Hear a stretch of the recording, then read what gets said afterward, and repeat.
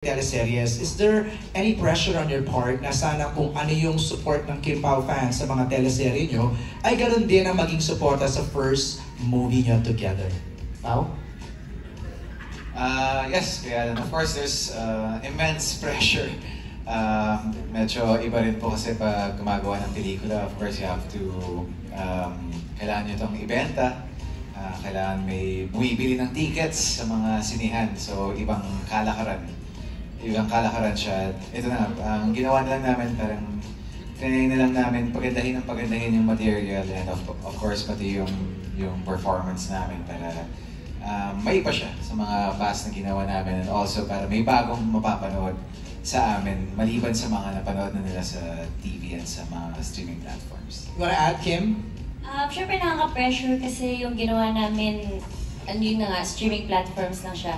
And this time, medyo mahirap kasi manonood ng sine eh. Kailangan mong papuntahin yung mga tao, kailangan mong gumastos sila ng pamasahe or ang laki ng gagastos niya para manood ng pelikula. Kaya sobrang kinakabahan, of course, and sobrang nanginginig na sana, Lord, sana supportahan siya ng mga tao. Kaya tinodo na namin sa movie na, tinodo na talaga namin para pag nanood sila, sasabihin nila, worth it panoorin ng My Love Will Make You Disappear. Speaking of tinodo, yung second question ni Alan is related to that. Inaabangan ng mga kilig scenes and kissing scenes nyo dito.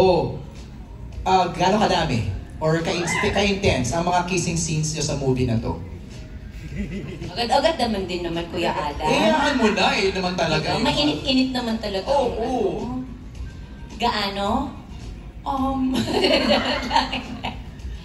Medyo mature rin kasi yung pagtakot ng roles dito, at pati yung characters namin ni Cholo and ni Sari.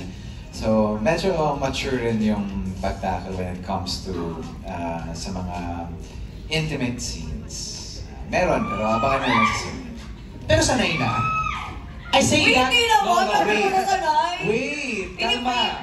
I say that na parang comfortable na kasi you've done it. In Linlang, di ba? Nag-kiss din naman kayo sa What's Wrong with Secretary Kim.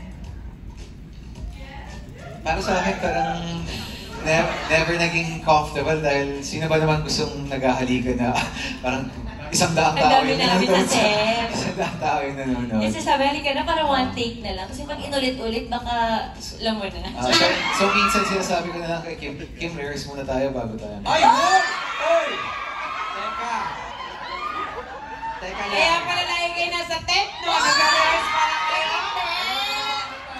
Grabe, as much as possible, one. Kaya pala, bawal pumasok doon, tent nila. Pinapractice lang namin kung sino yung gaganon. Charot lang, hindi. Para mas maganda one Ay, day. nabubulol. Hindi ko na sagot. This is such a very important matter. Yun, kaya... So, do you agree? Nire-rehearse nyo? Ay, hindi. Okay.